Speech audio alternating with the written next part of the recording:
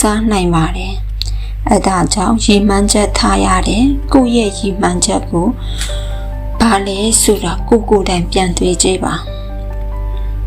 ငါဘယ်လိုလူဖြစ်ချင်တာလဲငါဘယ်အရာကိုရောက်ချင်တာလဲငါဘာအကြောင်းကြောင့်ဒီအရာတွေကိုလိုချင်ရတာလဲဆိုတာကိုစင်စင်လင်းလင်းသိထားဖို့လိုပါတယ်ကိုယ့်ရဲ့ရည်မှန်းချက်ကိုမမေ့ပဲအမြဲတမ်းတတိတရားနဲ့ဆိုတာကိုအမြဲတမ်းမမေ့ပဲ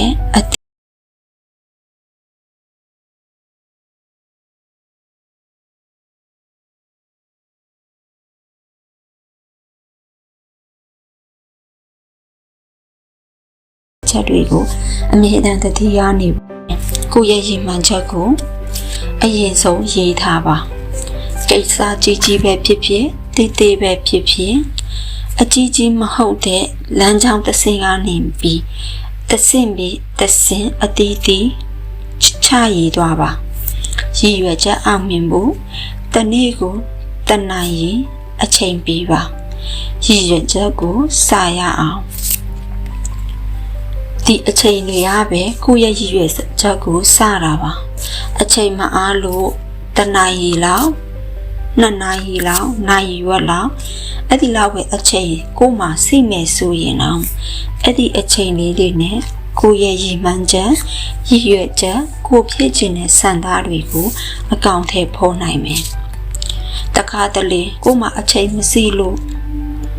ဘာမှမလုပ်ချင်ဘူးမလုံးမစားဖြစ်ချင်လာတဲ့အခါမှာ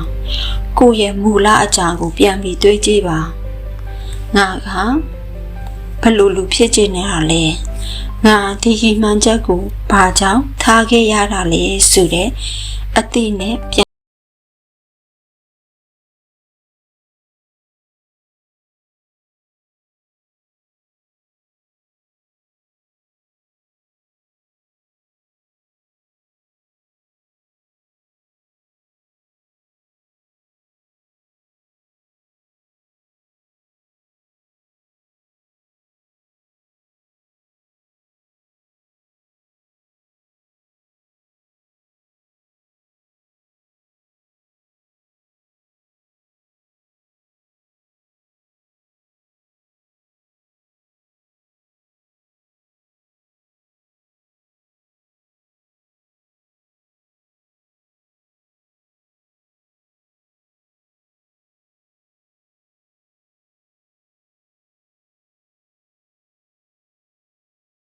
ကိုသွားချင်းလာလဲဘာလို့ရမှာလဲငါသွားမဲ့လမ်းကြောင်းကဘာ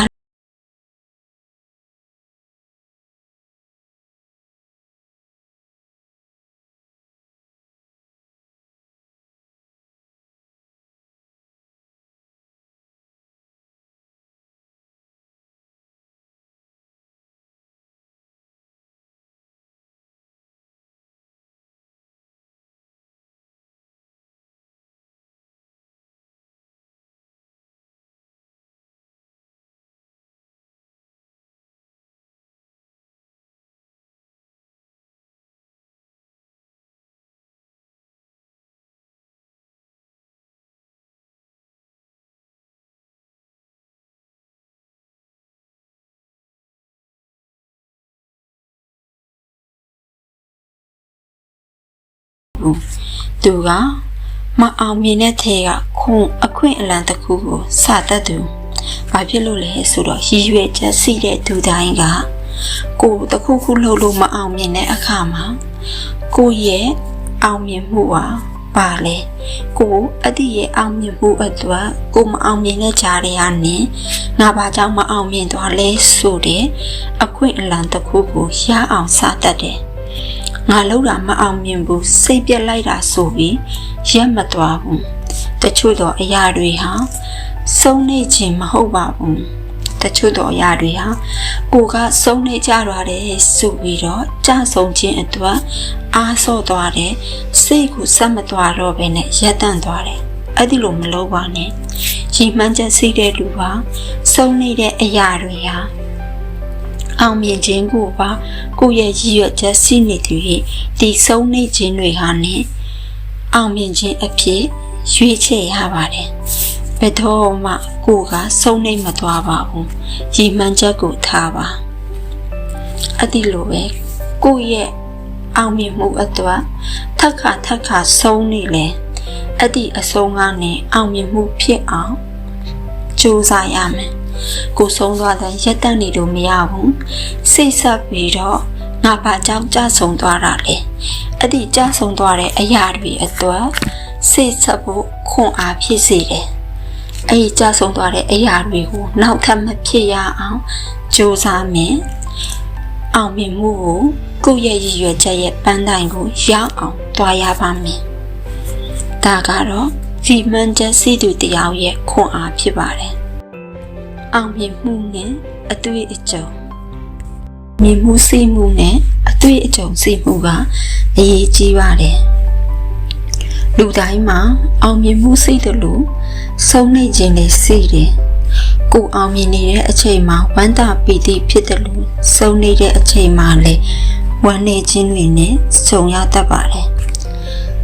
အဲ့ဒီလိုကိုတွေးလိုက်တဲ့အခါမှာအောင်မြင်မှုဆိုတဲ့လမ်းတစ်ခုရဖို့အတွက်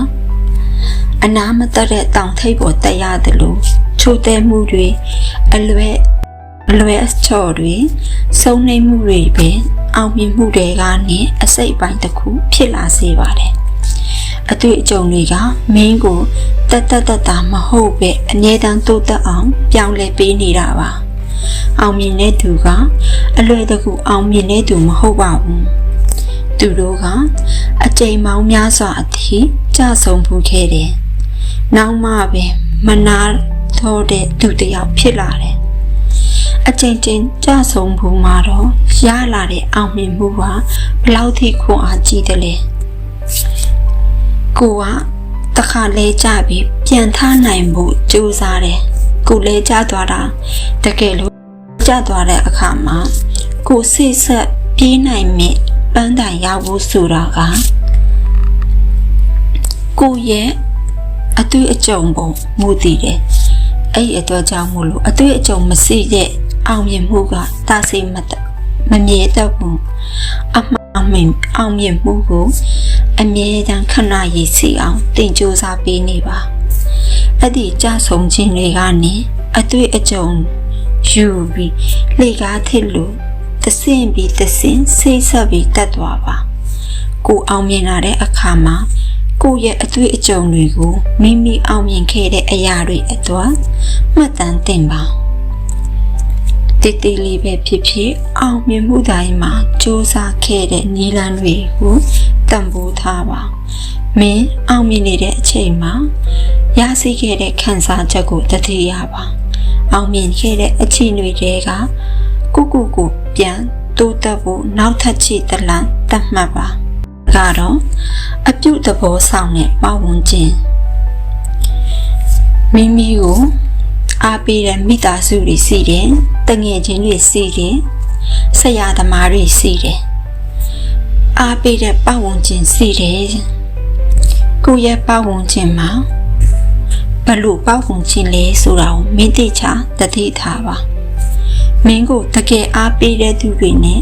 ပူနေတဲ့နေရာမှာနေပါကိုစကားမဆက်မကြံဖြစ်စေတဲ့နေရာတွေကနေကိုကာကွယ်ပါ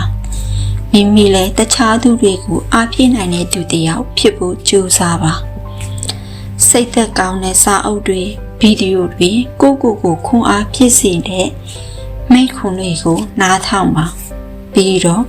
ပတ်ဝန်းကျင်ကိုဖြည့်စီပါ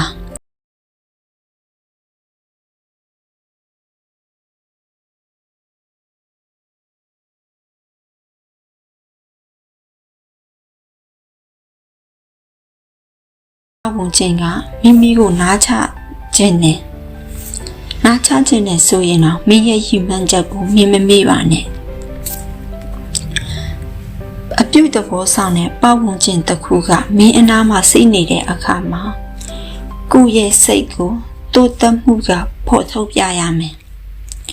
မိမိနေတဲ့ပတ်ဝန်းကျင်ကကိုယ့်ကိုဘယ်လိုသဘောထားတာလဲကိုယ့်ကိုဘယ်လိုမြင်နေတယ်အမြင်ကဘာလဲကိုယ့်ရဲ့ပတ်ဝန်းကျင်ကကိုယ်နဲ့ကိုက်ညီမှုရှိရလား ဥပမာကိုကအောင်မြင်ခြင်းနေတယ်ကိုရဲ့ပတ်ဝန်းကျင်သူတို့ကကိုကိုခွန်အားပေးမဲ့သူတွေလားကိုရဲ့အောင်မြင်မှုအတွက်သူတို့ကအနာကနေအင်အားပေးနိုင်လားအဲ့ဒါကိုစဉ်းစားရမယ်မိမိရဲ့အနာဂတ်ကမိမိရဲ့ပတ်ဝန်းကျင်ကိုရွေးချယ်နိုင်မှုအပေါ်မှာလည်းမူတည်တယ်အပြုသဘောတွေနဲ့ပြည့်နေတဲ့လူတွေအနားမှာနေပါသူတို့ကမင်းကိုတိုးတက်လာအောင်လှုံ့ဆော်ပေးနိုင်တယ်ပတ်ဝန်းကျင်ကမင်းရဲ့စိတ်ဓာတ်ကိုအမြဲတမ်းဖန်တီးပေးနေတယ်ဒါကြောင့်မင်းလိုချင်နေတဲ့ဘဝနဲ့လိုက်ဖက်တဲ့ပတ်ဝန်းကျင်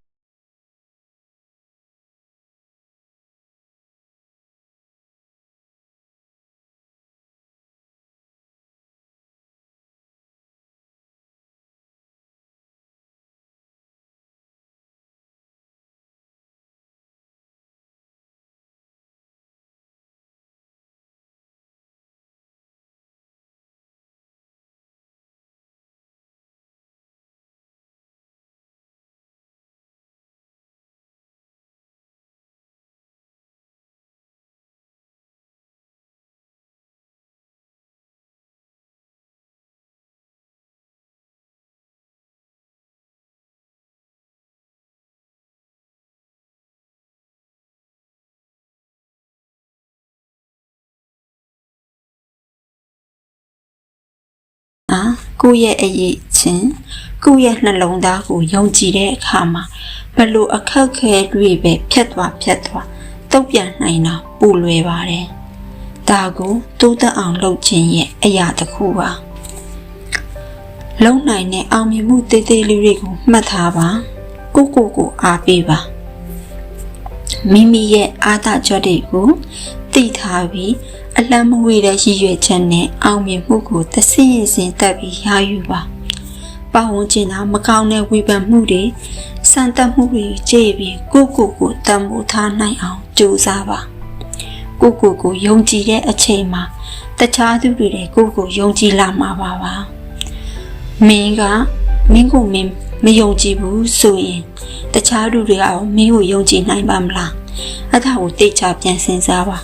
ယုံကြည်မှုမရှိတဲ့လူတရားပါကိုတိုင်းကကိုယုံကြည်မှုမထားဘူးဆိုရင်ဘယ်အရာတွေရတော့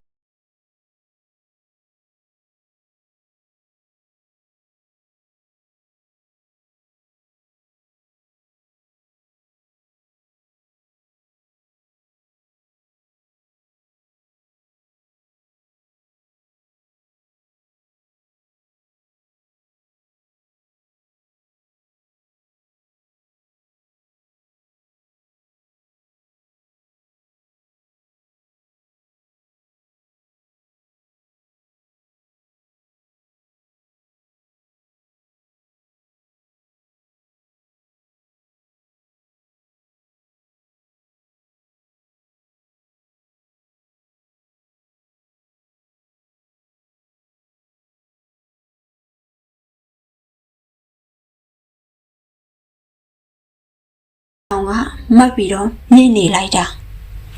ငါမှအဲ့ဒီလို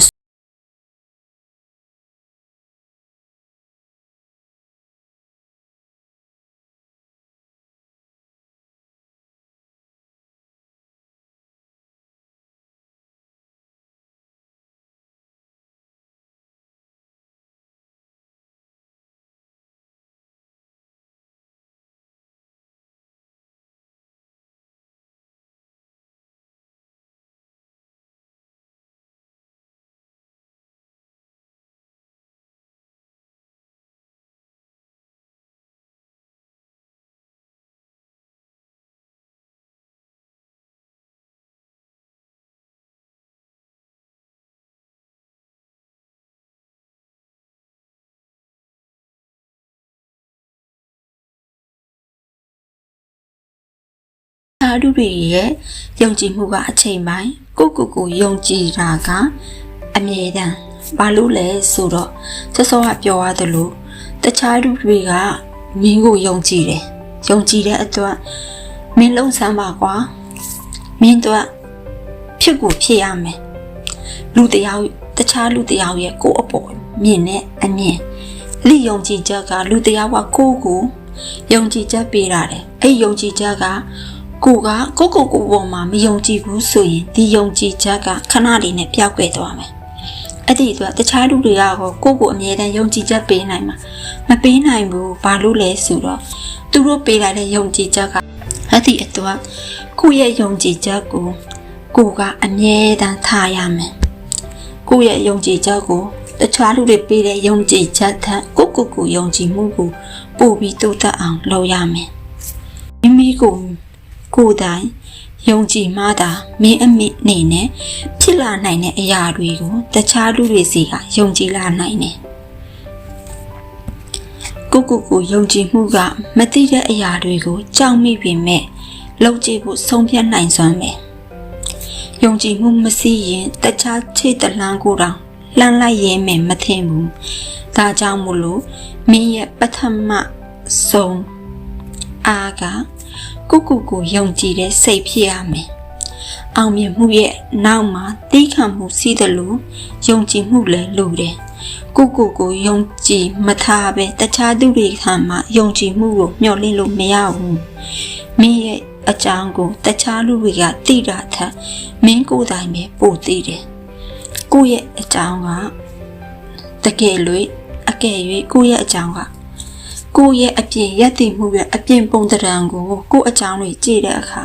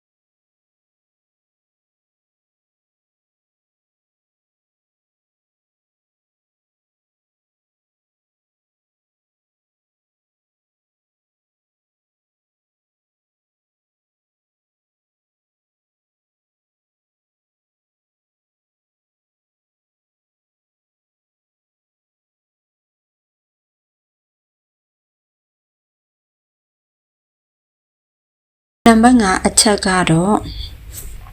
အကြောင်းပြချက်အတွင်းထဲကအကြောင်းပြချက်အင်အားပါအကြောင်းအရာကကိုယ့်ရဲ့အိမ်မှာ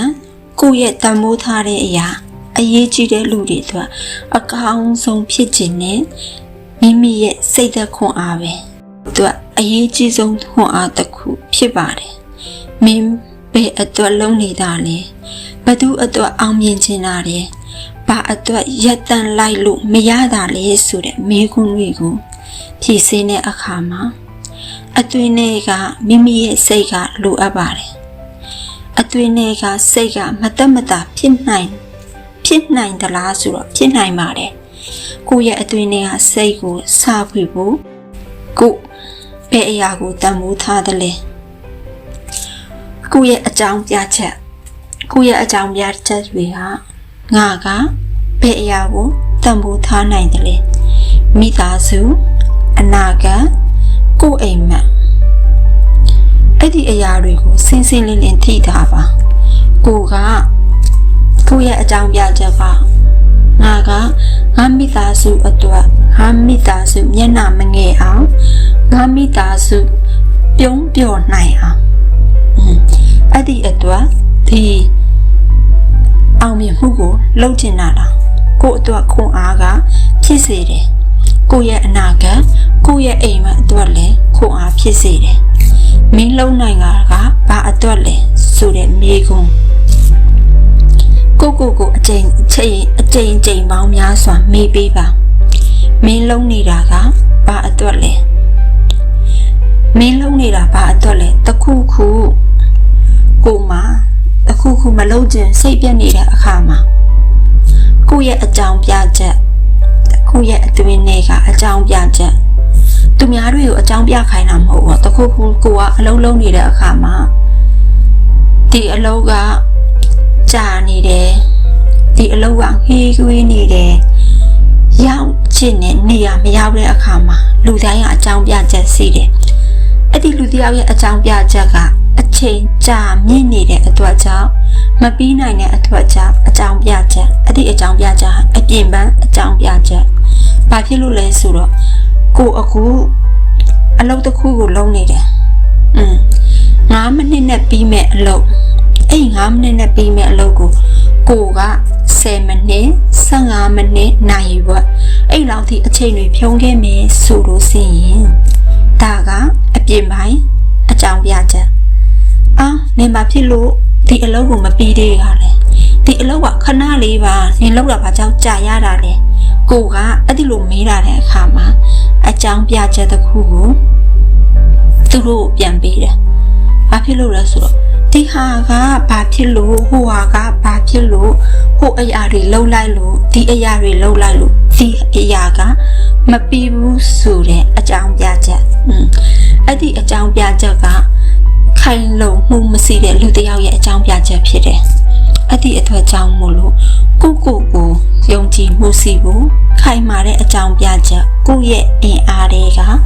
ကိုရဲ့အတွင်းထဲကအကြောင်းပြချက်ကိုရဲ့အတွင်းထဲကအကြောင်းပြချက်ကမင်းလုံနေတာကဘာအတွက်လုံနေတာလဲအမြဲတမ်းအချိန်ပေါင်းများစွာကိုပြန်မေးပါမတည်မြဲတဲ့အပြင်အစင်တွေအပေါ်မမှုတည်ပဲမပြောင်းလဲတဲ့ဏိဒံတစ်ခုကိုယုံကြည်ပါ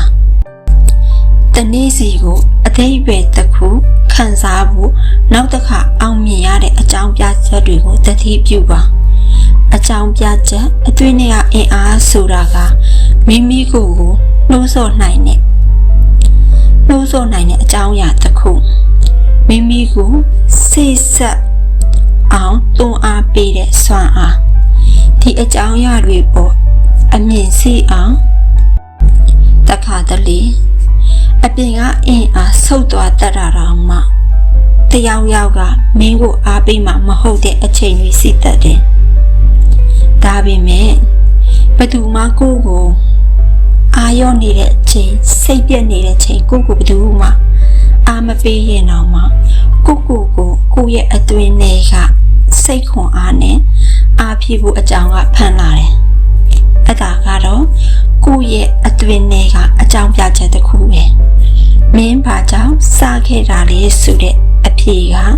အဲ့ဒီအကြောင်းပြချက်ကနေမင်းရဲ့ရက်မနေနိုင်အောင်လုပ်တတ်တယ်အတွင်းထဲကအင်အားကမထင်မှတ်ထားတာမျိုးဖြစ်တတ်တယ်စိတ်သက်ကြတဲ့အချိန်တိုင်းမင်းကိုမြင်အမြဲတမ်းပြန်မိမသွားအောင်အကြောင်းပြချက်တစ်ခုခုစီဖို့လိုတယ်ကိုရဲ့အကြောင်းပြချက်ကကိုလိုအပ်နေတဲ့ကိုရဲ့ဘဝအတွက်အနာဂတ်အိမ်မက်ကိုရဲ့မိသားစုကိုဘဝပျော်ရွှင်မှုအသည့်တွေအရာတွေအတွက်ကိုရဲ့အကြောင်းပြချက်တွေကိုအကောင့်ထဲပေါ်နိုင်အောင်ကြိုးစားပါဒါမှသာလူတစ်ယောက်အတွက်ဘဝခရီးမှာစောက်လန့်နေတဲ့အခါမှာခွန်အားတွေအမြဲတမ်းရစေတယ်ကိုစောင့်နေတဲ့လမ်းကဘယ်အရာပဲဖြစ်ဖြစ်ဘလို့အသားစီးပဲဖြစ်ဖြစ်ကြိုးစားအားထုတ်နိုင်မယ်စွမ်းအားတစ်ခုပါအကယ်၍သက်ရမယ်ဆုံး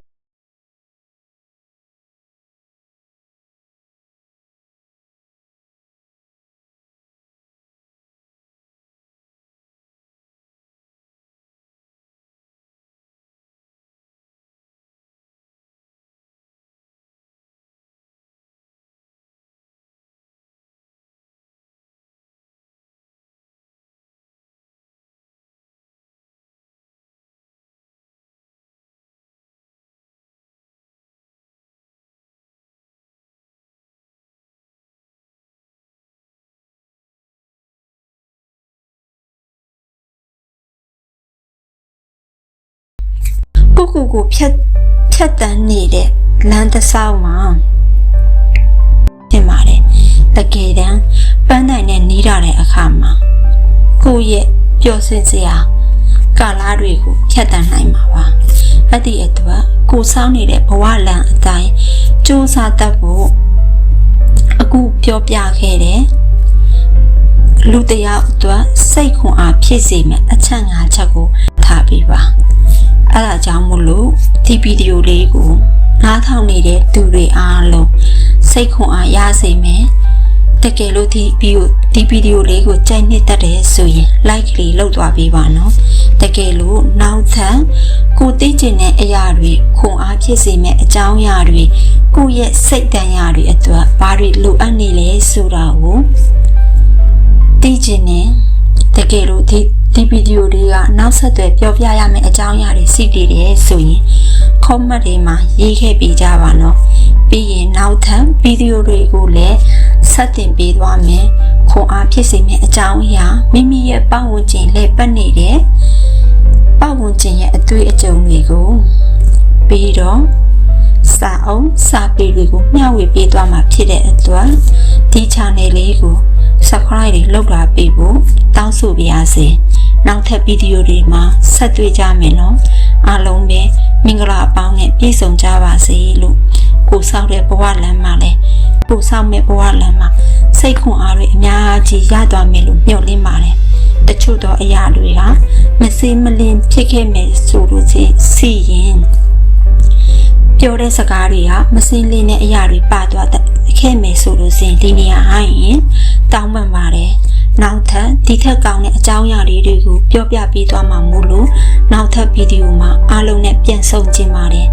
အားလုံးကိုကျေးဇူးအများကြီးတင်ပါတယ်